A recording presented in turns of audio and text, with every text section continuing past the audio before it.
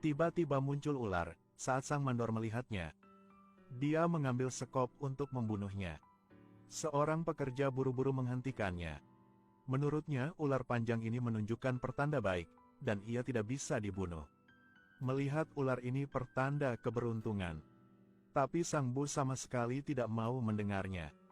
Dia terus menghajar ular itu sampai mati dengan sekop. Lalu suruh para pekerja untuk terus bekerja.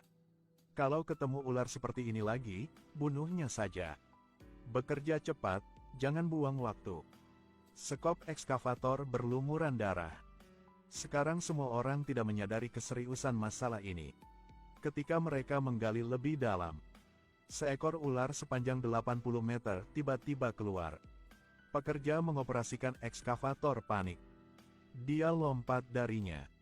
Orang lain yang melihat ini juga membuang alatnya dan kabur. Mengetahui bahwa anak-anaknya meninggal secara tragis di tangan orang-orang ini. Bagaimana Piton bisa memaafkan mereka? Sang Bu bilang bosnya untuk kabur duluan. Dia akan tinggal dan menghadapinya. Bos sangat ketakutan sehingga dia bergegas bersembunyi di mobil mahalnya. Piton itu segera merangkak ke atas atap dan mencegah bos kabur. Saat ini Sang Bu sedang mengendalikan ekskavator. Dia akan menghancurkan Piton dengan ekskavator. Piton melihat itu. Jadi merangkak di derek untuk bersiap bertarung dengan ekskavator. Melihatnya, Sang Bu terus mengendalikan ekskavator. Yang ingin melempar ular raksasa ini ke tanah. Tapi ia tidak mau kalah. Dia mencari kesempatan untuk makan Sang Bu. Meskipun sangat agresif, ia tetaplah binatang. Akhirnya setelah 3 jam Piton terlempar ke tanah oleh ekskavator. Sang Bu menggunakan kesempatan ini untuk memotongnya menjadi 2 bagian. Tapi dia tahu bahwa seekor ular kecil telah mengingat bentuknya. Suatu hari dia saat akan kembali untuk balas dendam. Dalam sekejap mata, 10 tahun telah berlalu. Sang Bu telah menjadi tangan kanan bosnya. Di hotel dia sombong dan mengutuk bawahan-bawahannya dengan keras. Bawahannya hanya bisa diam dan tidak berani angkat bicara. Malam ini Sang Bu bersiap bersenang-senang dengan pacarnya.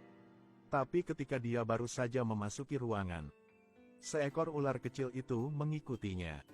Dan sekarang di lobi hotel semua orang menari dengan gembira. Tiba-tiba seekor ular raksasa, yang panjangnya lebih dari 300 meter merangkak masuk. Dia masuk lift menuju lobi hotel. Dia tidak membunuh orang sembarangan. Dia datang hanya untuk membalas dendam pada orang yang membunuh ibunya. 10 tahun yang lalu Sang Bu untuk keuntungannya, yang telah membunuh ibunya. 10 tahun kemudian ular kecil itu pun menjadi besar. Dia seperti binatang buas kuno yang sangat agresif. Lihat ular sebesar itu. Semuanya lari ketakutan.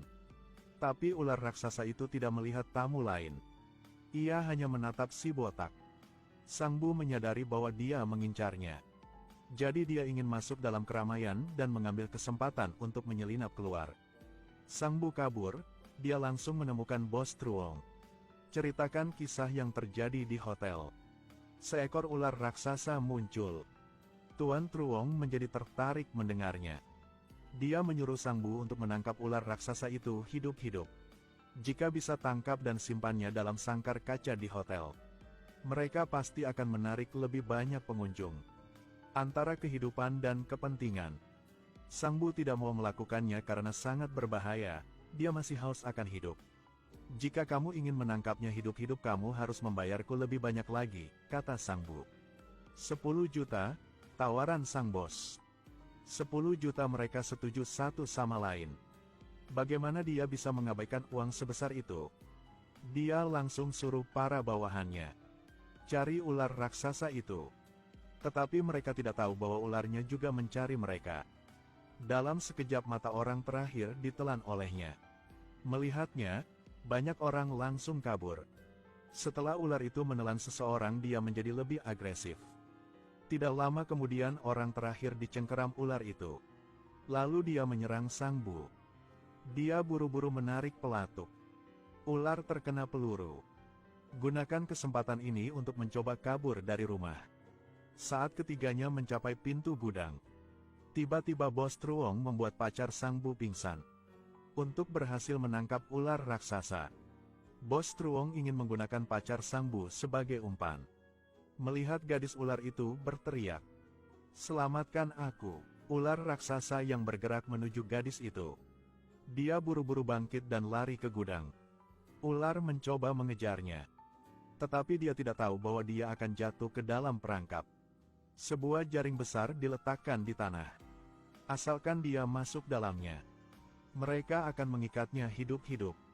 Untuk bisa menyelamatkan pacarnya, Sang Bu harus menarik tali untuk mengikat jaring, namun dia masih ragu-ragu. Bos Truong tiba-tiba marah dan menendang Sang Bu. Ketika jaringan raksasa diperketat, ular berjuang dalam keputusasaan. Sesaat kemudian dia hendak menembus jaring. Sang Bu mengangkat senjatanya dan hendak menembaknya, tapi dihentikan oleh Bos Truong. Sampai sekarang dia masih ingin menggunakan ular ini untuk mencari uang. Tapi jaring ini hanya dibuat dari beberapa kabel yang kurang tahan lama. Bagaimana bisa menjebak binatang buas ini? Setelah mereka pergi, si ular dengan cepat merobek jaring dan melarikan diri. Saat ini gadis itu tiba-tiba merasakan hawa dingin di punggungnya. Sang Bu juga menyadari ada yang tidak beres. Menoleh, mereka hampir tercengang di tempat. Keduanya langsung kabur. Bos Truong melihat mereka berusaha melarikan diri. Dia tidak menyadarinya sampai dia kembali ke belakang. Ketiganya dikejar sampai jembatan gantung. Ular itu menjatuhkan Bos Truong ke tanah dengan jentikan ekornya. Situasinya sangat berbahaya sekarang. Kali ini tiang listrik jatuh, dia selamat. Ular ditetapkan dan tidak bisa bergerak. Melihat itu Sang Bu langsung tertawa terbahak-bahak. Dia sangat senang. Dia juga datang untuk mengeluarkan isi perut ular itu. Ularnya terangsang sehingga langsung mengeratkan Sang Bu. Akhirnya